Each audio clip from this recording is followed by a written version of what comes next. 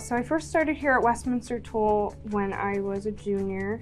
I was doing the work-based learning program, which is through the technical high school system. So basically, under that system, you're allowed to actually go out and work in the field during school hours, which is really awesome. I mean, it gave me so much exposure and the opportunity to work while going to high school. And as soon as I walked in, one thing was that there were women on the floor. And I got to shadow my good friend Danielle.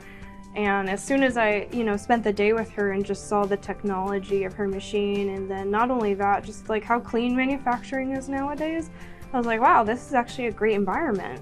The amount of technology and how far it's come, and how you can just take pieces of steel and turn them into these full functioning molds. I mean, it's amazing. Pretty much as soon as I graduated high school, they were like, all right, come on full time.